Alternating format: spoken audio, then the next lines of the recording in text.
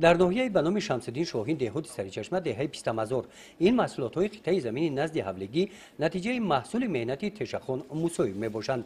در این منطقه کوهستان تشخان هر یک وجب قطعه زمین نزد حولگیش را عاقلانه و ثمرانک استفاده کرده اویله‌اش را همه روزه در این موسم گرما با این گونه محصولات تر و تازه تامین می‌نماید. با گفت تشخان در پرورش محصولات ها از دارو و زهر کیمیکات ها استفاده نکرده است. برای سرغذا گردیدن خاک زمین تنها پاروهای محلی را استفاده کرده است و خلاص.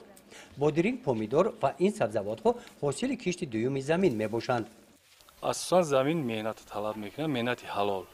توسط پوبل کردن مهنت همیز من چیزی که خودتون شویدیم همیز زمینه کشتی دیم شد. دیم شد تمام شد علاقه ما سیم شد برای آزمایش کو چخیل وسیل میتاد نمیتاد. علاقه سبزی هم ممکن با موی اکتبر با وسیل بیا برای بانک کردن و نمی چیز کردن. مشام آمادهش دسته. فقط مهنت. همی اقدام پیشکشته جنوب ولی همی خانوی کمون میگن عینی مدعا عینی همی زمان طلبی زمان ایده. چون که از دل خالد شده برآمدگی همی خیلی یگون جای شک شبهش نیست، یگون جای چیز نیست.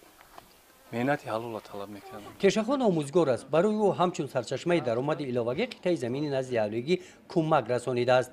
این محصولات های خشک کرده، شربت و شیرینی ها از حاصل همین زمین تیار کرده شده ذخیره برای زمستان هستند. دهقانی شغل پسندیده تشخان است. برابر دهقانی در این سمت کوشش دارد نوآور هم باشد. تخمی هایی که استفاده میبرد از حاصل زمین حولیش است. تجربه او را در سمت زمین های نزد حولگی 230 خواجگی در دهه پیست‌مزار استفاده میبرند. گزارش خواجه نظریف خدای نظر ظهروف از ناحیه به نام شمس‌الدین شاهین برای برنامه اطلاعاتی نوید